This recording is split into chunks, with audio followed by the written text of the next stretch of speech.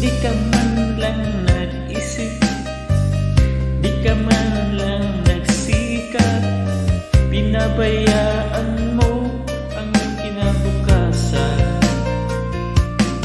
At kaganyan